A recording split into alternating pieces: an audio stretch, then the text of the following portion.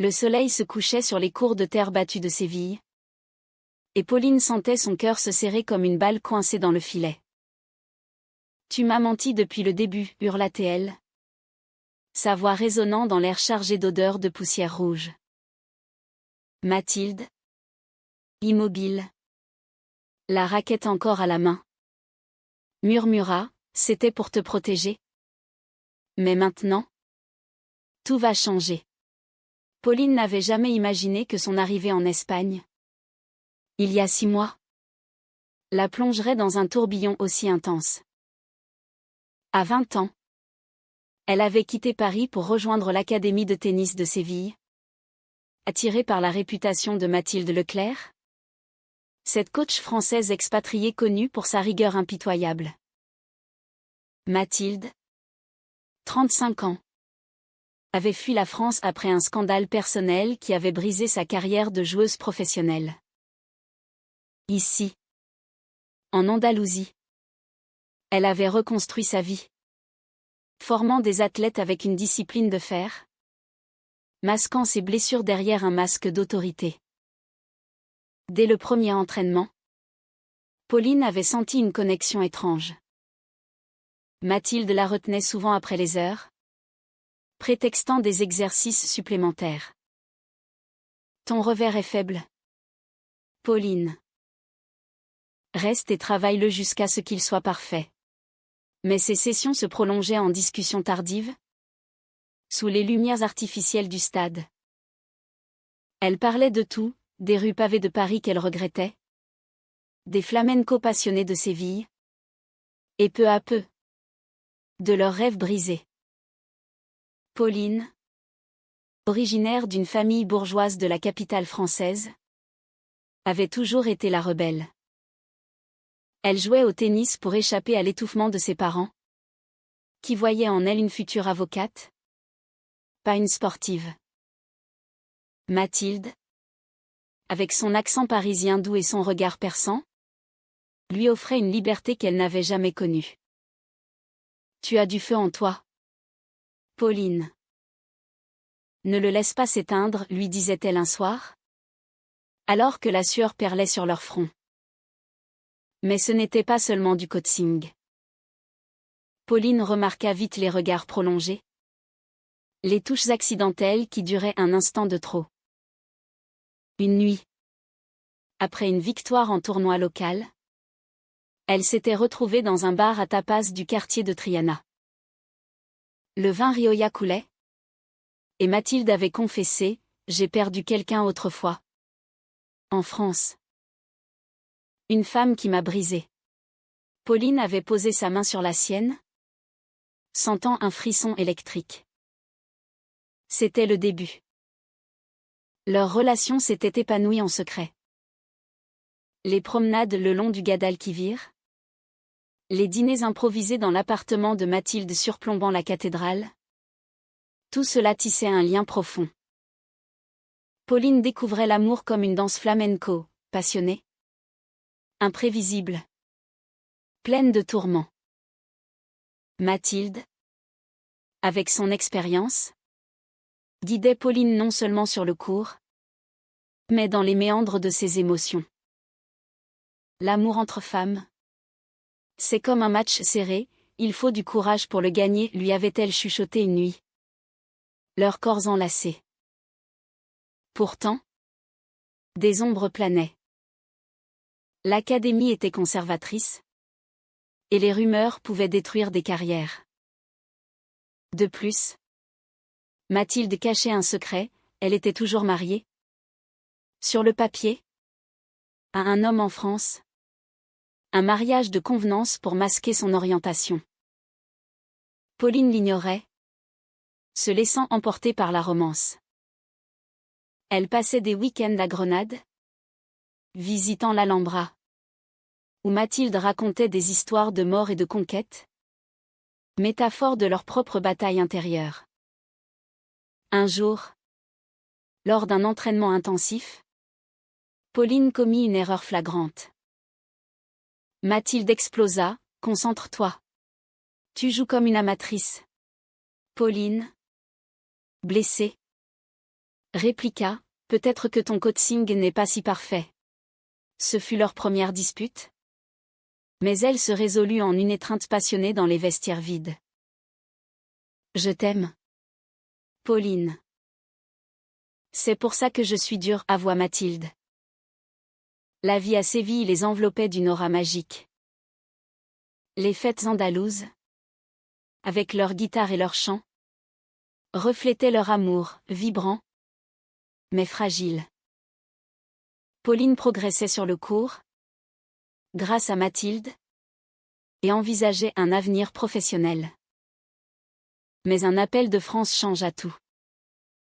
La sœur de Mathilde l'informa que son ex-mari, jaloux, menaçait de révéler leur passé si elle ne rentrait pas. Mathilde hésita à en parler à Pauline. Au lieu de cela, elle devint plus distante, prétextant du travail. Pauline, sentant le changement, se confia à une coéquipière, Elena, une Espagnole charismatique qui avait toujours flirté avec elle. Elena, profitant de la vulnérabilité de Pauline, l'invita à une soirée. Là, sous l'emprise de l'alcool, Pauline embrassa Elena. Un baiser impulsif qu'elle regretta aussitôt. Le lendemain, Mathilde apprit la trahison par une photo envoyée anonymement. Le monde s'effondra. « Comment as-tu pu » demanda-t-elle. Les yeux emplis de larmes. Pauline, en pleurs, expliqua, c'était une erreur. Tu étais si loin ces derniers temps. Mais le mal était fait. Mathilde, blessée au plus profond, décida de mettre fin à leur relation. Je ne peux pas te faire confiance. Retourne à tes entraînements. Mais c'est tout. Pauline fut dévastée. Les jours suivants, elle erra dans les rues de Séville, hantée par les souvenirs. Elle repensait à leur premier baiser, sous un oranger en fleurs, à la façon dont Mathilde la faisait se sentir vivante. Mais la trahison avait creusé un fossé. Mathilde, de son côté, luttait contre ses démons intérieurs, se rappelant sa propre jeunesse en France, où elle avait aimé une femme qui l'avait abandonnée pour la norme sociale. Pourtant, l'amour persistait. Lors d'un tournoi important, Pauline joua comme jamais, dédiée à reconquérir Mathilde. À la fin du match, victorieuse, elle courut vers sa coach. « C'est pour toi » murmura-t-elle. Mathilde, émue, répondit, « Peut-être qu'il y a encore de l'espoir. » Mais le destin en décida autrement. Une lettre arriva, l'ex-mari de Mathilde exigeait un divorce public, menaçant de tout révéler. Mathilde affronta Pauline dans son bureau. La lettre froissée à la main. « Mon passé me rattrape. Je suis mariée. Pauline. C'était un arrangement. Mais il peut tout détruire. » Pauline, choquée, recula. « Pourquoi ne m'as-tu rien dit ? C'est ça. La raison de ta distance ? » Les larmes coulèrent. Mélange de colère et de compassion. Ce révélation marqua le début d'un tourbillon de conflits. Pauline, blessée par le secret, questionna leur relation entière. Était-ce réel ? Ou juste une échappatoire pour toi ? Mathilde, vulnérable pour la première fois, raconta son histoire, en France. Jeune joueuse prometteuse, elle avait aimé Sophie, une coéquipière. Leur amour avait été découvert, menant à un scandale. Pour sauver sa carrière, Mathilde avait épousé un ami gay. Un pacte mutuel de protection. Mais Sophie l'avait quitté, incapable de supporter la pression. Je t'aime vraiment. Pauline. Plus que quiconque, implora Mathilde. Elles passèrent la nuit à parler, reconstruisant les ponts brisés. Séville, avec ses nuits chaudes et ses jardins parfumés, devint le théâtre de leur réconciliation. Elles marchèrent dans le parc de Maria Luisa, main dans la main, chuchotant des promesses. Je divorcerai. Pour nous, jura Mathilde. Mais Helena, jalouse, n'en resta pas là. Elle répandit des rumeurs à l'académie, Pauline et Mathilde. C'est plus que du coaching. Les regards suspicieux se multiplièrent. Le directeur, un homme conservateur, convoqua Mathilde. Si c'est vrai, vous partez toutes les deux. Mathilde nia. Mais le doute s'insinua. Pauline, déterminée, confronta Helena. Pourquoi fais-tu ça? C'était une erreur? Rien de plus. Helena ricana, parce que tu mérites mieux qu'une coach usée. La dispute escalada. Mais Pauline tint bon, défendant son amour. Ce soir-là, elle rentra chez Mathilde, épuisée. On doit être prudente, dit-elle. Elles s'embrassèrent, leur passion ravivée par l'adversité. Les semaines suivantes furent un mélange de joie et de tension. Elles voyageaient en secret à Madrid pour des week-ends volés, visitant le Prado, où les tableaux de Goya reflétaient leurs tourments intérieurs. Mathilde enseignait à Pauline non seulement le tennis, mais la résilience. L'amour vrai survit aux tempêtes, disait-elle, évoquant les philosophes français comme Camus, qu'elle adorait. Pourtant, le passé de Mathilde refit surface. Son ex-mari, Pierre, arriva à Séville. Furieux. « Tu me dois des explications », cria-t-il lors d'une confrontation surprise. Pauline, cachée, entendit tout. Pierre accusait Mathilde d'avoir ruiné sa vie en le forçant à ce mariage fictif. Mathilde, calme, répondit, c'était notre accord. Mais maintenant, je veux la liberté. Pierre, amer, menaça, je dirai tout aux médias. Pauline surgit, laissez-la tranquille. Pierre, surpris, partit. Mais pas sans semer le chaos. Les journaux locaux parlèrent d'un scandale français en Espagne. L'académie bouillonnait. Mathilde fut suspendue temporairement. C'est fini pour moi ici, murmura-t-elle à Pauline. Dans cette crise, leur lien se approfondit. Elles passèrent des nuits entières à planifier l'avenir. Rentrons en France, proposa Pauline. Là-bas, on peut être libre. Mathilde hésita, et ton tennis? Pauline sourit, le tennis sans toi n'est rien. Mais la trahison d'Helena culmina lors d'un match crucial. Elle sabota l'équipement de Pauline, causant une blessure mineure. Pauline, boitant, perdit. Enragée, elle accusa Helena publiquement. L'enquête révéla tout, les rumeurs, le sabotage. Helena fut renvoyée, mais le dommage était fait. Mathilde, réintégrée, décida de quitter l'académie. Pour un nouveau départ. Elles emménagèrent ensemble dans une petite maison à la périphérie de Séville, entourée d'oliviers. Là, loin des regards, leur amour fleurit.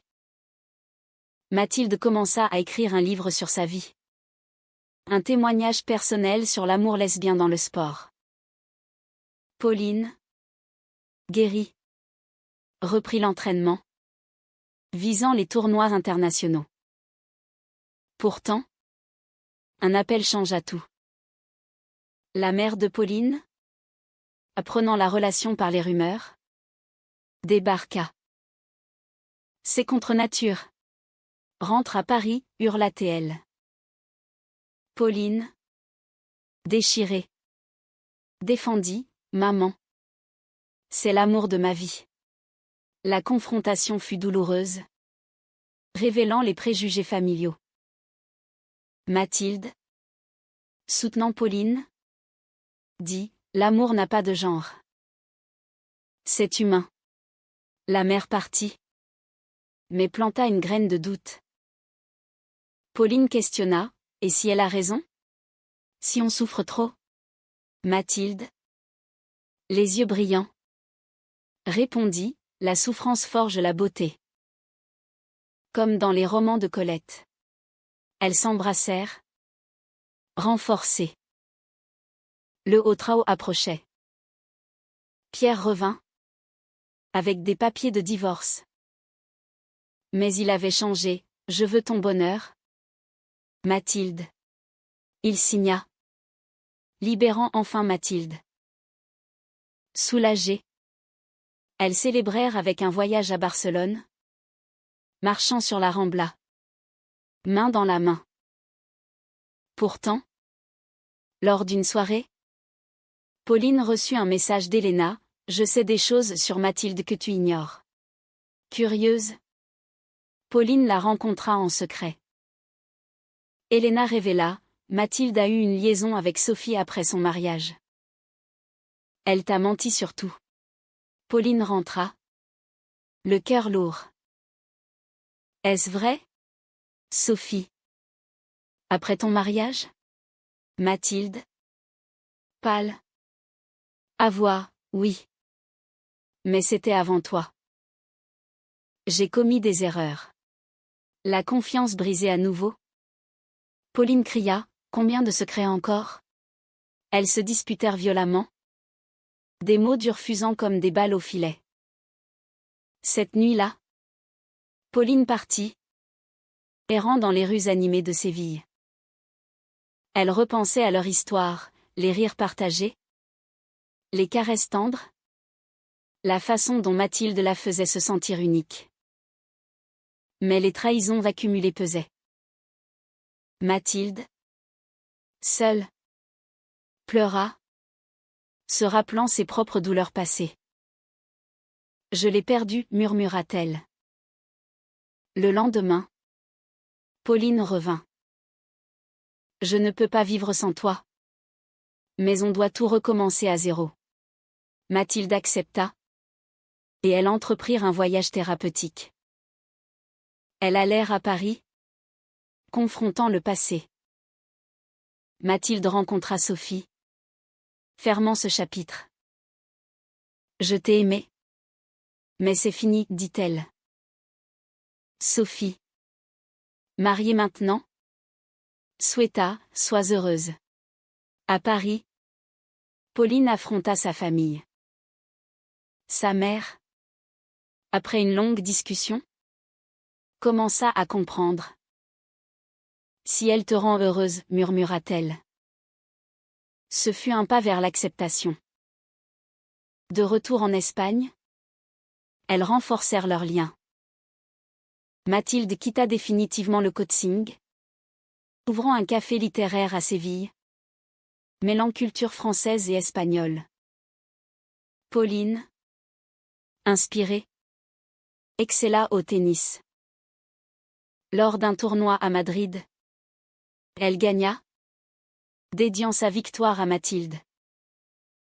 Pour nous, dit-elle au micro, sous les applaudissements. Leur amour devint public, mais au lieu de scandale, il inspira. Des jeunes athlètes les contactèrent, cherchant des conseils sur l'identité. Pourtant, un ultime conflit surgit. Pierre, regrettant son geste, tenta de reconquérir Mathilde par des lettres. Reviens en France, implorait-il. Mathilde, loyale, les montra à Pauline. C'est toi que je choisis. Elles brûlèrent les lettres ensemble, symbolisant la fin des chaînes du passé. La vie s'apaisa. Elles adoptaient un rythme doux, matinée au café, après-midi sur le cours, soirées enlacées. Mathilde écrivait. Pauline jouait. Et leur amour grandissait, teinté de la sagesse acquise. L'humanité, c'est accepter les failles, disait Mathilde, citant Sartre. Mais le destin testa leur résilience une dernière fois. Pauline reçut une offre pour un circuit professionnel aux États-Unis. C'est mon rêve, dit-elle. Mathilde, effrayée de la séparation, répondit, va. Je t'attendrai. Pauline hésita, et si la distance nous brise? Elles décidèrent ensemble, Mathilde l'accompagnerait, vendant le café. Avant le départ, elles organisèrent une fête d'adieu. Amis, famille, même Elena, repentante, vinrent. Je suis désolée, dit Elena. Pauline pardonna, le passé est passé. La soirée fut emplie de rires, de danses, de toasts à l'amour. À l'aéroport, Mathilde embrassa Pauline. Notre histoire est comme un roman français, pleine de passion et de rédemption. Pauline sourit, et elle continue. Elles embarquèrent, prêtes pour un nouveau chapitre. En Amérique, les défis furent nombreux. Le rythme effréné des tournois. La solitude des hôtels. Mathilde, loin de son Espagne adoptive, se sentait déracinée. Je regrette parfois, avoua-t-elle. Pauline, stressée, répliqua, c'est pour nous. Une dispute éclata. Mais elles se réconcilièrent, se rappelant leurs vœux. Pauline brilla, atteignant les quarts de finale à l'US Open. Mathilde, à ses côtés, la soutenait. Tu es mon encre, disait Pauline. Leur relation, forgée dans le feu, devint un exemple de persévérance. De retour en Europe pour Noël, elles visitèrent Séville. La ville les accueillit comme des héroïnes. On a surmonté tant, murmura Mathilde. Pauline acquiesça, et on continuera. Leur amour, profond et humain, transcendait les genres et les frontières. Il enseignait la compassion, le pardon, la beauté des imperfections. Dans un monde souvent hostile, elles incarnaient l'espoir. Pourtant, une ombre plana, la santé de Mathilde déclina. Des examens révélèrent une fatigue chronique, héritage de son passé stressant.